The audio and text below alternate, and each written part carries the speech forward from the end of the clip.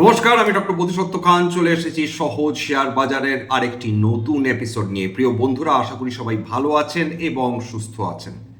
একটি লোমহর্ষক উত্থান, একটি অভাবনীয় উত্থান। মানুষ কল্পনা করতে পারেননি বিগত রাত অবধি যে এইভাবে পট পরিবর্তন হবে।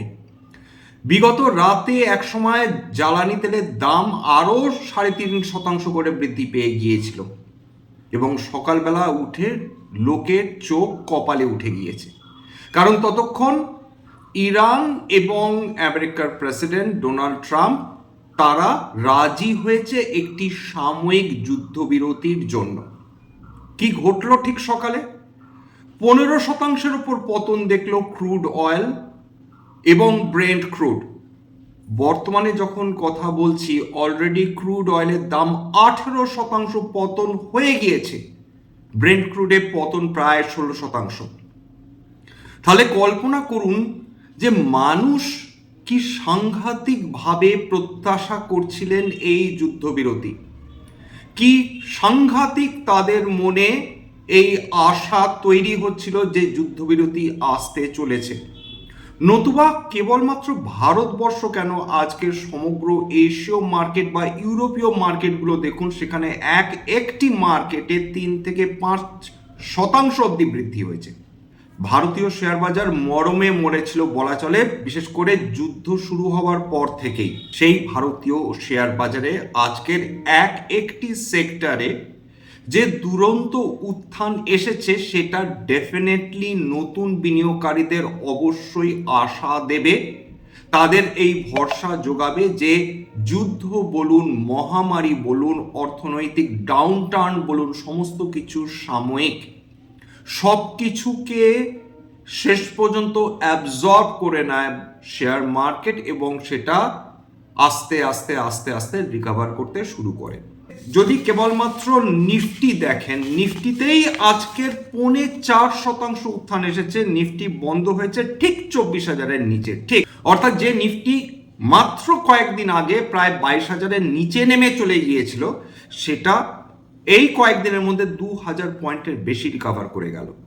তাহলে বুঝতে পারছেন তো, যুদ্ধের আশঙ্কা যদি ভারতীয় শেয়ার বাজার তথা বিশ্বের শেয়ার বাজারগুলোকে এহেন পতনের মুখ দেখাতে পারে, আশা এবং বিশ্বাস একই শেয়ার মার্কেটকে আবার কিন্তু তুলে নিয়ে আসতে সক্ষম হতে পারে। হ্যাঁ, এটা ঘটনা যে ইরান, ইসরায়েল, আমেরিকার মধ্যে যুদ্ধ শেষ হয়নি। এটাও ঘটনা যে যে কোনো মুহূর্তে সিজফায়ার ভেঙে যেতে পারে, এগ্রিমেন্ট এর মধ্যে একটা ডিসকর্ড আসতে পারে এবং তার ফলে বিভিন্ন এই যুদ্ধরত যে দেশগুলো রয়েছে তারা আবার সংঘাতে জড়িয়ে পড়তে পারে। এইগুলোর সমস্ত সম্ভাবনা বটে, কিন্তু আজকের দিনের জন্য সমস্ত পার্টি তারা গোলাগুলি বন্ধ করার কথা ঘোষণা করেছিল। ইরান কি বলছে? ইরানের মুখ থেকে এতদিন যুদ্ধবিরতির কথা শোনা যায়নি, যেটুকু বলছিলেন কেবলমাত্র ডোনাল্ড ট্রাম্প। বিগতকাল ডোনাল্ড ট্রাম্পের একটি মন্তব্য গোটা বিশ্ববাসীকে হতচকিত করে দেয় এবং ত্রাসের সৃষ্টি হয় বিভিন্ন মানুষের মধ্যে তথা বিভিন্ন দেশের মধ্যে। কি বলেছিলেন ডোনাল্ড ট্রাম্প? তিনি বলেছিলেন একটি অতি পুরাতন সভ্যতা শেষ হতে চলেছে। কল্পনা করুন, আমেরিকার প্রেসিডেন্ট এরকম একটি স্টেটমেন্ট দিচ্ছেন এবং যখন তিনি এরকম মন্তব্য করছেন যে একটি অতি পুরাতন সভ্যতা শেষ হতে চলেছে, তাহলে তিনি কি ইঙ্গিত করছিলেন? তাহলে কি তিনি এই ইঙ্গিত দিচ্ছিলেন যে তিনি নিউক্লিয়ার ওয়ার হেডস ইউজ করতে পারেন? এরকম নয় যে আমেরিকা এর আগে ইউজ করেনি। হিরোশিমা এবং নাগাসাকিতে যে কমপ্লিট ডিস্ট্রাকশন সাধিত হয়েছিল, সেটা আমেরিকার সৌজন্যেই হয়েছিল। সুতরাং আমেরিকা সেটা করতে পারে, এর আগেও করেছে, আমেরিকা ভবিষ্যতে করবে না এমন কোনো গ্যারান্টি নেই। সেই কারণে বিশ্ববাসী ত্রাসের মধ্যে পড়েছিলেন। সৌভাগ্যবশত দুটো পার্টি এগ্রি করে যায় এবং ইরান তাদের 10 দফা দাবি পাঠিয়েছে, যেখানে আমেরিকা তাদের 15 দফা দাবি পাঠিয়েছিল। ডোনাল্ড ট্রাম্প বলেছেন যে এর মধ্যে 10টি যে পয়েন্ট ইরান দিয়েছে চুক্তির জন্য বা যুদ্ধবিরতির জন্য বা যুদ্ধ শেষ হওয়ার জন্য, সেগুলো অনেকগুলোতেই তিনি রাজি আছেন। স্ট্রেট অফ হরমুজ সাময়িকভাবে খুলে দেওয়ার কথা বলেছে তেহরান। সেইটার ফলে আজকে ক্রুড অয়েলের দাম কোল্যাপস করে গেল বলা যেতে পারে। আসুন আজকে প্রথমে ভারতীয় শেয়ার বাজারের উপর কিরকম এফেক্ট এলো সেটা বুঝে নিই। নিফটি ব্যাংক তো নিফটির সঙ্গে সঙ্গে পতন দেখছিল, বরঞ্চ বলা যেতে পারে অনেক বেশি পতন চলছিল নিফটি 50-র তুলনায়। সেই নিফটি ব্যাংক আজকে ফিরে এসেছে 5.67% উত্থান। ভাবুন, নিফটি মিড ক্যাপ 4%-এর উপর উত্থান, নিফটি স্মল ক্যাপ 4.39% উত্থান। তিনটি রেট সেন্সিটিভ সেক্টর আজকে সবচেয়ে বেশি উত্থান দেখিয়েছে। কি সেই সেক্টর? ব্যাংক অবশ্যই, যেটা এক্ষুনি আলোচনা করলাম। 2 নম্বর নিফটি অটো 6.69%, অর্থাৎ 6.7% নিফটি অটো একদিনে উত্থান দেখাচ্ছে। তার মানে ভাবুন যে কি সাংঘাতিক একটা নিরাশার মধ্যে এই সেক্টরটি চলে যাচ্ছিল, এবং সেখান থেকে হঠাৎ করে একটা দারুণ আশার আলো এদেরকে লিটারালি খাদের কাছ থেকে টেনে উঠিয়েছে বলা যেতে পারে। নিফটি আইটি, নিফটি ফার্মাতে আজকের আপনারা তেমন মুভমেন্ট দেখতে পারেননি, সেটাই স্বাভাবিক। তার কারণ বা ফাস্ট মুভিং কনজিউমার গুডস, তিনটি ডিফেন্সিভ সেক্টর তারা কিন্তু আন্ডার পারফর্ম করেছে নিফটির তুলনায়, এবং সেটাই স্বাভাবিক। কারণ যখন এই ক্রাইসিস শেষ হয় তখন এই ডিফেন্সিভ সেক্টরগুলো ইউজুয়ালি আন্ডার পারফর্ম করে। আজকে নিফটি আইটি 0.52% উত্থান দেখেছে। নিফটি ফার্মা 0.56% উত্থান। Nifty fast moving consumer goods মাত্র 1.54% উত্থান। নিফটি ফার্মা এবং নিফটি আইটি নিয়ে আলোচনা করার প্রয়োজন রয়েছে, তার কারণ আপনাদের অনুরোধ করব ডলার এবং টাকার সম্পর্কটা দেখা। ডলার আবার আজকে কোল্যাপস করেছে, টাকা ডলারের তুলনায় শক্তিশালী হয়েছে। প্রতি $1 ট্রেড করছিল 92 টাকা 35 পয়সায়। কোথায় 95 টাকা পৌঁছে গিয়েছিল, আর সেখান থেকে একেবারে নেমে এসেছে 92 টাকা 35 পয়সা। তার মানে কি? তার মানে ডলার যত দুর্বল হবে তত এক্সপোর্টমুখী কোম্পানিগুলো, অর্থাৎ ফার্মা বলুন আইটি বলুন, তারা কিন্তু তাদের প্রফিটেবিলিটি কমে যাবে। কারণ সেক্ষেত্রে তাদের যে কম্পিটিটিভ যে নেচার তাদের বিজনেসের, সেটা কিন্তু কমে আসবে। যতদিন ডলার শক্তিশালী থাকবে তত এক্সপোর্টমুখী কোম্পানিগুলোতে বেশি উত্থান হওয়ার সম্ভাবনা তৈরি হয় বইকি। আজকে সমস্ত রেট সেন্সিটিভ সেক্টরসগুলো, অর্থাৎ রিয়েলটি, নিফটি রিয়েলটি খেয়াল করে দেখুন, আজকের 0.7% উত্থান, 6.75% উত্থান। এছাড়া নিফটি ক্যাপিটাল মার্কেটস, কি এর আগে আলোচনা করেছি, যখন শেয়ার বাজার পাগলের মতন ছুটবে নিফটি ক্যাপিটাল মার্কেটস ইউজুয়ালি তখন ছুটবে। আজকের 0.6%-এর কাছে উত্থান, অর্থাৎ 5.73%। নিফটি ইন্ডিয়া ডিফেন্স 3.23% উত্থান। নিফটি মেটাল 2.69% উত্থান। এমন কোনো সেক্টর নেই যেটা মানুষকে আজকের দুঃখ দিয়েছে।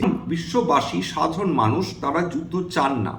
যুদ্ধ হলে যে কি ভয়াবহ পরিণাম হতে পারে সেটা তো আমরা অলরেডি দেখে নিয়েছি। আজকে কোল ইন্ডিয়ার আজকের দাম দেখেছেন, শেয়ারের দাম 3% পতন হয়েছে। একবারে মনে হচ্ছে কি কেন কোল ইন্ডিয়ার শেয়ারের দরে পতন এলো? তার কারণটা হলো এই যে এলএনজি সাপ্লাই আবার রেস্টোর হতে পারে, এই আশায় কোল ইন্ডিয়ার শেয়ারে পতন হয়েছে। কেন? তার কারণ যত পাওয়ার প্ল্যান্টস ছিল এলএনজির অভাবে ঢুকছিল, স্টিল সেক্টর থেকে শুরু করে সেরামিক সেক্টর থেকে শুরু করে যারা এলএনজির উপর ডিপেন্ডেন্ট, এমনকি ফার্টিলাইজার সেক্টর, তারা মারাত্মকভাবে ঢুকছিল। এই সময় সাপোর্ট দিয়ে চলছিল কয়লা অল্টারনেটিভ ফুয়েল হিসেবে। কিন্তু এলএনজি সাপ্লাই রেস্টোর হবে, এলপিজি সাপ্লাই রেস্টোর হবে, ক্রুড অয়েল আবার বাজারে তার প্রাইস নর্মালাইজ হবে, এই আশায় আজকে কোল ইন্ডিয়ার দাম কমে গেল। কারণ যারা বিনিয়োগকারী বা ট্রেডার্স তাদের মনে হলো এখন কয়লার অতটাও প্রয়োজন হবে না। শেয়ার বাজার চলে গ্রিড এবং ফিয়ারের ওপর ডিপেন্ড করে। এতদিন ফিয়ারের উপর বেস করে মার্কেটে পতন হচ্ছিল, আজকে কিন্তু গ্রিড বা লোভ, যে শেয়ারগুলো পতন হয়েছে সেইগুলো ভালো কোম্পানির শেয়ার ফেয়ার ভ্যালুতে যাতে পাওয়া যায়, সেই জন্য বিনিয়োগকারীদের মধ্যে হুড়োহুড়ি পড়ে গেছে বলা যেতে পারে। সবকিছু কি ভালো? উত্তর হচ্ছে সবকিছু তো ভালো নয়। তার কারণ ইরান এই ক্ষেত্রে একটি ডিমান্ড করেছে যেটা কিন্তু শঙ্কিত করে দেওয়ার জন্য যথেষ্ট। কিরকম? মনে করুন একদিকে অর্থাৎ মধ্যপ্রাচ্যের একদিকে রয়েছে রেড সি, যার মাথার উপরে রয়েছে সুয়েজ ক্যানেল। প্রত্যেকটা জাহাজ যেটা ইউরোপ বা আমেরিকা যায় সেটা কিন্তু সুয়েজ ক্যানেল হয়ে যায় বিভিন্ন পণ্যবাহী জাহাজ, এবং ইজিপ্ট তারা এই সুয়েজ ক্যানেলের মাধ্যমে, যেহেতু সুয়েজ ক্যানেল তাদের দখলে, এর মাধ্যমে তারা বিভিন্ন পণ্যবাহী জাহাজের ওপর ট্যারিফ বসিয়ে থাকে এবং প্রায় $220 মিলিয়ন তারা প্রত্যেক দিন রোজগার করে।